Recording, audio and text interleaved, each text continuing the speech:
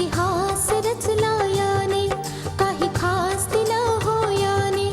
इतिहास रचला याने, काही खास दिलं हो याने. मर्यादा नाही वचने रे, विश्वास जपला याने.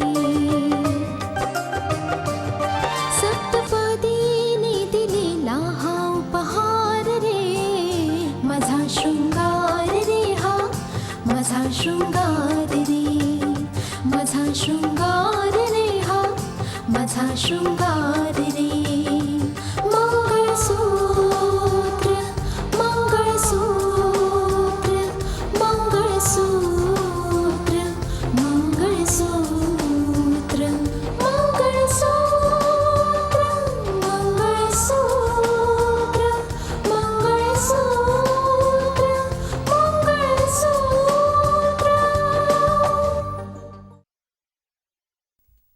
शारदा कुठे आहे?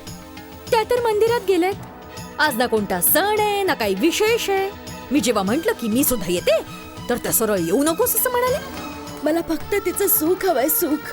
म्हणूनच माझी इच्छा आहे की तिचं लग्न माझ्या मुलाशी राहुलशी व्हावं.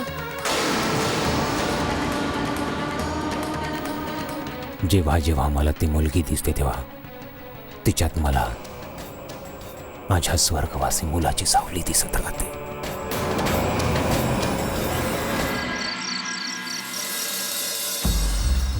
किती आश्चर्याची गोष्ट आहे ना मानस.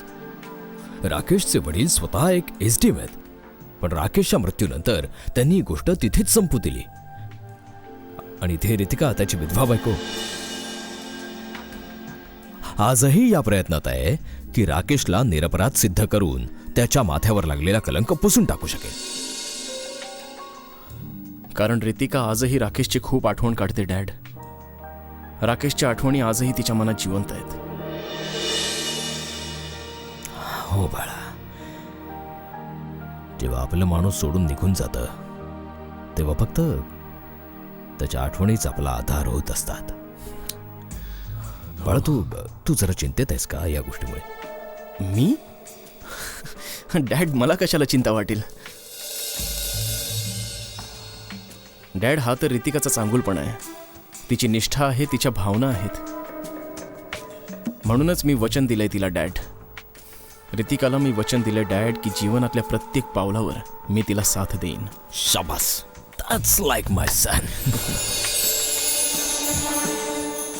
पण डॅड, रितिकाचं असं म्हणणं आहे की राकेशची जी जजमेंटची फाईल आहे ती मिळवायला हवी. हो, सत्यापर्यंत पोहोचण्यासाठी तर असं करावंच लागेल मानस. हो ना? कारण तिथूनच पुढे जाण्याचे मार्ग निघू शकतात. Right dad. पण हे काम आपल्यालाच करावं लागेल. डॅड, आपण मीडियावाले आहोत. जर आपण ती फाईल मिळवली तर कोणी प्रश्नच नाही विचारणार. पण जर हेच काम रितिकाने केलं तर खूप प्रश्न उभे राहतील. जजमेंट पाहिजे ना? हो, मी मिळवून देईन. रितिकाला सांग अगदी लवकरच जजमेंटची फाईल तिच्या समोर असेल. Thanks dad. Thank you very much. बाळा, जेव्हापासून तिने जॉईन केलंय तिच्याकडे वेळच नाहीये. आणि तूही काय सांगितलं नसशील. अरे बाबा, कधीतरी तिला घरी बोलवत जा. अगदी बरोबर बोलताय पप्पा. तिलाही या घराबाबतीत आपलेपणा वाटायला पाहिजे ना. माझ्या बाबतीत आपलेपणा वाटायला पाहिजे, तसं माझ्या बाबतीत आपुलकी वाटायला वेळ नाही लागणार. मी आहेच इतकी स्वीट, हो ना? हो, तुझं तर बरोबरच आहे.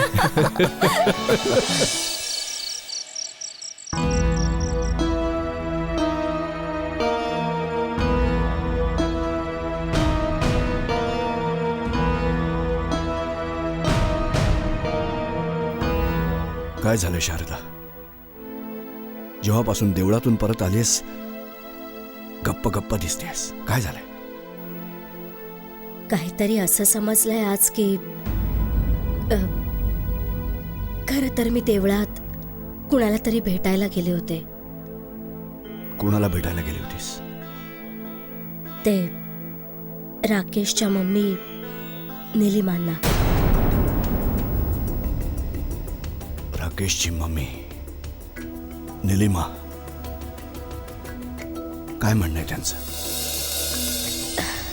खरं म्हणजे त्यांना तर समजलेलंच आहे की आपण रितिकाचं दुसरं लग्न करणार आहोत आणि त्यांचं रितिकावर खूप प्रेम आहे. त्यामुळे लग्नाचं कळल्यानंतर त्यांच्याच्याने राहावलं नाही केलं म्हणून भेटायला बोलावलं होतं. शारदा, आता या भावनांना काहीच अर्थ नाहीये. कुठे होत्या त्यांच्या त्या भावना जेव्हा त्यांचा नवरा माझ्या मुलीला या घरात फेकून निघून गेला होता? राजेश्वरच्या तिरस्काराने माझ्या मुलीला फक्त अश्रू दिलेत आणि ही गोष्ट मी कधीच नाही विसरणार. विसरू तर मीही नाही शकत, पण विश्वास ठेवा, ते सगळं राजेश्वरजींनी केलं होतं. त्यात निलिमाचा काहीही दोष नव्हता. रितिका पण हेच म्हणत होती की निलिमाला काहीही माहीत नव्हतं. शारदा, या सगळ्या बोलण्याला आता काहीही अर्थ नाहीये, काहीच फायदा नाहीये. बरं, आता काय म्हणणं आहे त्यांचं? काय म्हणत होत्या निलिमा? खरं म्हणजे निलिमाची अशी इच्छा आहे की आपण त्यांचा धाकटा मुलगा राहुल बरोबर रितिकाचं लग्न करून द्या. नाही, असं नाही होऊ शकत. नाही, मी असं नाही होऊ देणार. ज्या घरातून माझ्या मुलीचा अपमान करून घालवून दिलाय, मी पुन्हा त्या घरात माझ्या मुलीला पाऊलही ठेवू देणार नाही. रितिकाचं लग्न तिथेच होईल जिथे मी ठरवलंय.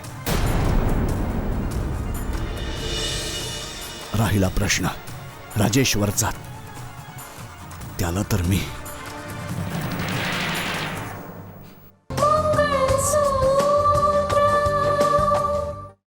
या डोळ्यांना काही स्वप्न दिसतात, पण कधी कधी ती उद्ध्वस्तही होतात.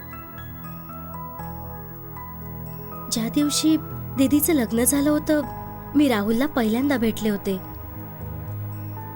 मला हे कधीच वाटलं नव्हतं की नाती इतक्या लवकर तुटतील आणि मी राहुलला कधीच भेटू शकणार नाही. दीदीचं नातं तुटलं आणि मी राहुलला माझ्या मनातलं कधीच नाही सांगू शकले.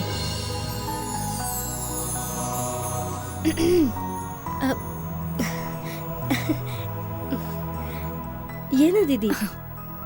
काय करतेस दिव्या? काही नाही दीदी, असाच विचार करत बसले होते की शेवटी तुला लग्नासाठी हो म्हणावंच लागलं.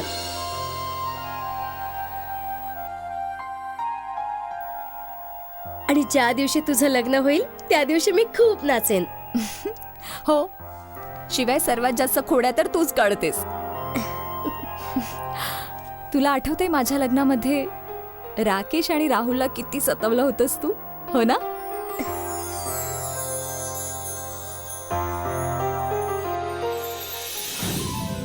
हे बघा दिव्या मॅडम, मी तुम्हाला रिक्वेस्ट करतो की प्लीज तुम्ही माझ्या मोजड्या मला परत द्या. मोजडी तर परत मिळेल, पण आमच्या काही अटी आहेत. नाही नाही दादा, काही अडबिट मान्य करू नकोस. मोजड्यांच्या बदल्यात पैसे दिले जातात. तुम्ही तुमची किंमत सांगा. माझी किंमत? अरे, मला असं म्हणायचंय, याला असं म्हणायचंय की जे तुम्हाला हवंय ना ते तुम्हाला मिळून जाईल. मोजड्या परत द्या. पैसे घेऊन मोजडी परत करायची परंपरा खूप जुनी आहे. पण माझी एक छोटीशी अट आहे, ती तुम्ही पूर्ण करा, आम्ही मोजडी परत करू. ठीक आहे, अट सांगा. अट ही आहे की तुम्ही आम्हा सगळ्यांसमोर ठुमकत नाचायचं आणि आणि आणि आणि आम्ही सगळे तुमच्यावर पैसे उधळू. अच्छा, बघितलंस दादा, वहिनी तर तुला लग्नानंतर नाचवणारच आहे. ही तर मला आताच नाचवायला निघाली.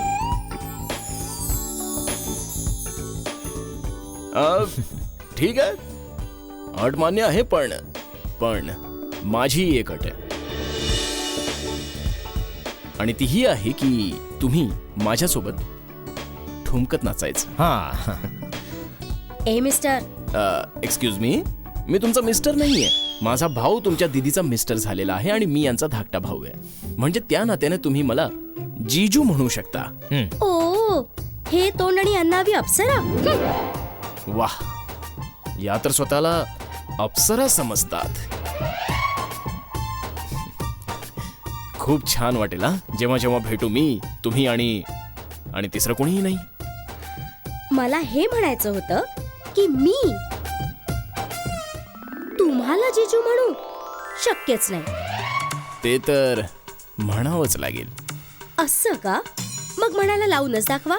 अरे नाही म्हणत तर राहू दे ना, सोड ना यार. हा ठीक आहे, हं? यांची मर्जी काही ना? करू दे. ज्याला पाहिजे त्याला जिजू म्हणतील. पण मी पण खूप हट्टी आहे. एक दिवस जर मी तुझ्या तोंडून मला जिजू नाही म्हणवलं ना, तर माझं नाव राहुल नाही.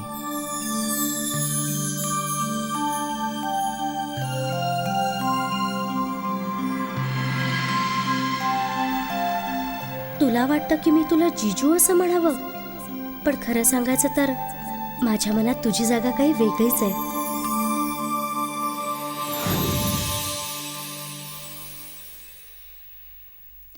दिव्या, हा दीदी, दीदी तुला असं नाही वाटत की लग्नासाठी हो म्हटल्यानंतरही तू ते घर अजूनही विसरू नाही शकलीस? हो दिव्या,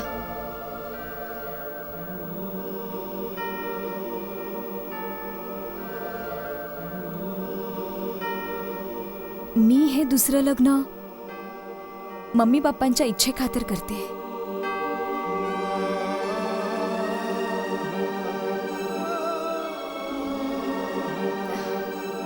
नाहीतर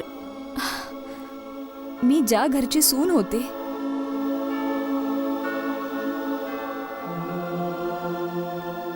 ते विसरणं माझ्यासाठी इतकं सोपं नाहीये.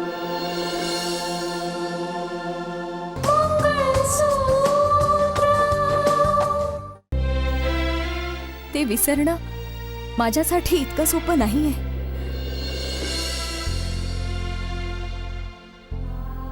खूप कठीण आहे दिव्या.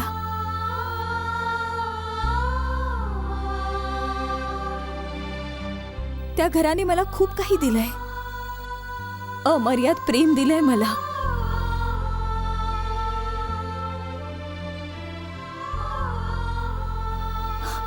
आणि मम्मी, त्या तर माझ्यावर खूप प्रेम करतात. आणि आता त्यांना वाटतंय की राकेश तर त्यांना सोडून निघून गेले. मी सुद्धा त्यांना निराधार करते.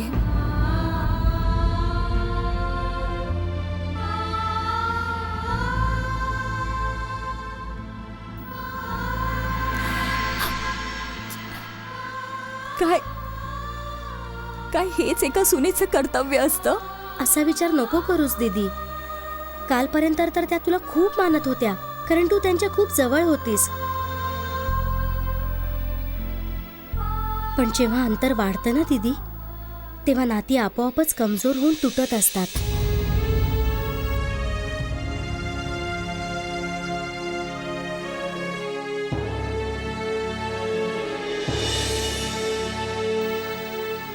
नाही दिव्या, अंतरामुळे नाती आणखी घट्ट होतात. दूर राहिल्यामुळे प्रेम कमी नाही होत, उलट वाढतं, आणखी जास्त वाढतं. अगं पण ही गोष्ट मी सगळ्यांनाच नाही समजावू शकत. दीदी, मी फक्त एवढंच म्हणेन की तू ते घर विसरून जा आता. कठीण आहे दिव्या. माझ्यासाठी हे खूप खूप कठीण आहे.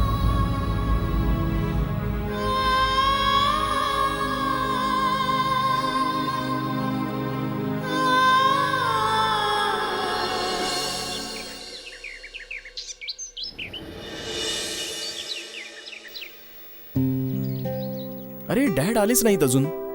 ते तर म्हणाले होते की जजमेंटची कॉपी घेऊन आता निघालेच आहेत. कदाचित उशीर झाला असेल. पण मानस, तू ही गोष्ट त्यांना का सांगितलीस? अगं मला लहानपणापासूनच हे शिकवलंय की जी गोष्ट चुकीची नाहीये ती लपवून काय फायदा. यु नो, कारण जर तू एखादी गोष्ट कुणापासून तरी लपवत असशील तर हे नक्की आहे की ती गोष्ट चुकीची असेल. हे आपलं बरं आहे.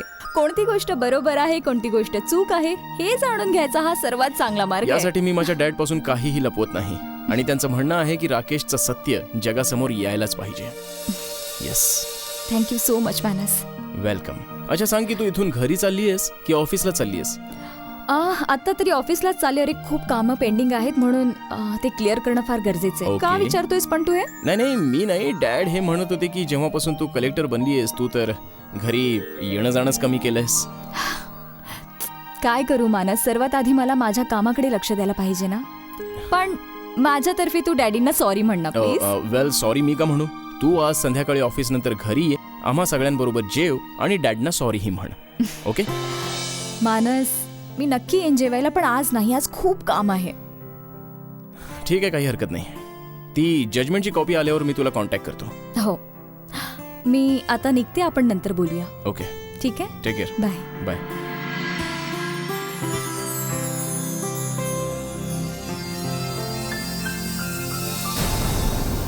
हे तुम्ही काय बोलताय?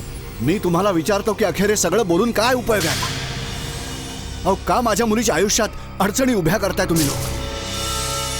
एकीकडे तर ठोकर मारता आणि नंतर पदर पसर. चुकीचं बोलताय तुम्ही, पूर्णपणे चुकीचं बोलताय. आम्ही कधी कोणासमोर पदर नाही पसरला. हे पदर पसरणं नाही तर आणखी काय आहे? मी याला तुमची सवय समजू, स्वभाव समजू, किंवा मग हीच या घराची परंपरा? तोंड सांभाळून बोला तुम्ही. आमच्याच घरात येऊन तुम्ही आमचाच अपमान करता आहात. एकदाच नाही, 100 वेळा असं बोलेन मी. कारण हा माझ्या मुलीच्या आयुष्याचा, तिच्या सुखाचा प्रश्न आहे. या आधी आला होता तुम्ही भीक मागायला, माझ्या मुलीचा हात मागायला, आणि मग ठोकर मारून तिला घराच्या बाहेर काढल्याच. आणि आता तुमची पत्नी पुन्हा एकदा आली आहे, पुन्हा मागणी घालायला.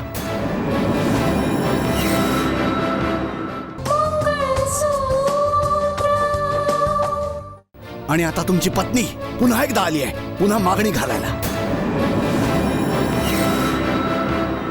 अरे किती कम नशिबी आहात तुम्ही की एकाच मुलीचा हात 2-2दा मागायची गरज पडतीये. आणि मला माहिती आहे की तुम्हाला असं का करायचंय ते. माझ्या मुलीच्या गुणांमुळे तुम्हाला गुडघे टेकायला भाग पडलाय. आता पुन्हा चुकताय तुम्ही. आम्ही आजवर कुणाही समोर गुडघे नाही टेकले. पण होत आहे तर असंच ना. अहो, का पुन्हा लग्न जुळवायच्या गोष्टी चालल्या आहेत?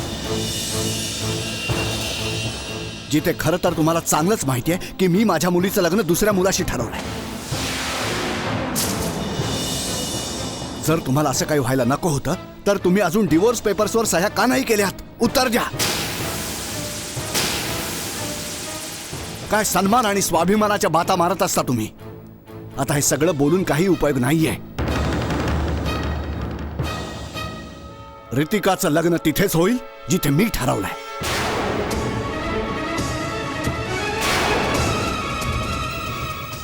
थांबा जरा जज साहेब.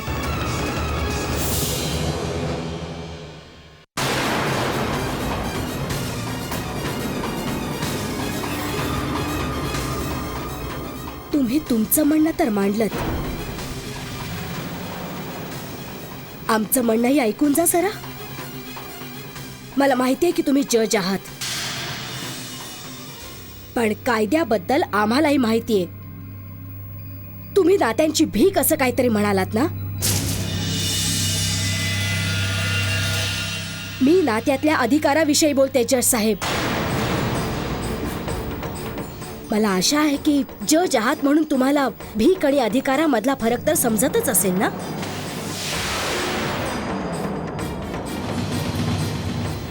मी तुम्हाला विचारते, कोणता कायदा आहे ज्याने तुम्हाला अधिकार दिला ऋतिकाचं लग्न करण्याचा?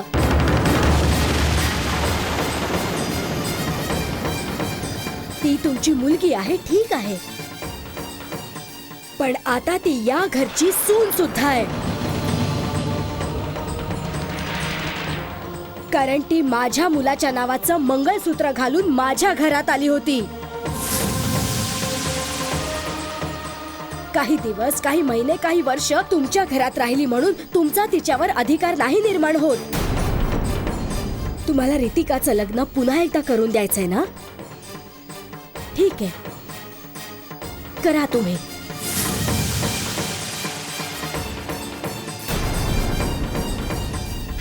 आम्हीही बघतो.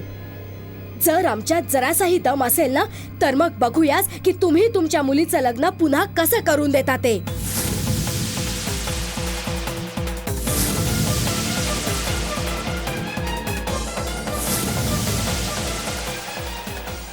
आता तुम्हाला समजलं का भीक आणि अधिकारामधला फरक?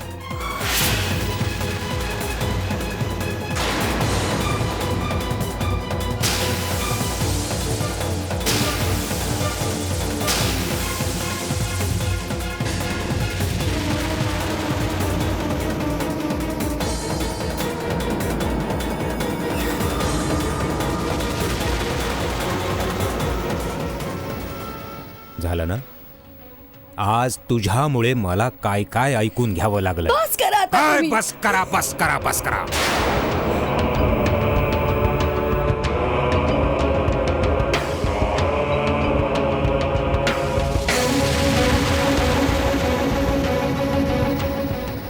माझं जरा ऐकून घ्या.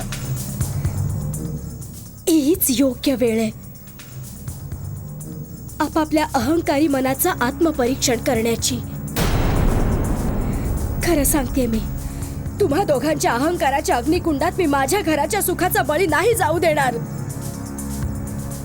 तुम्हाला जे करायचं असेल ते करा तुम्ही, पण माझा जीव गेल्यानंतर, आता नाही. कच्च्या धाग्याने गुंफला हा संसार रे, पतीचे प्रेम रे हे जीवन सार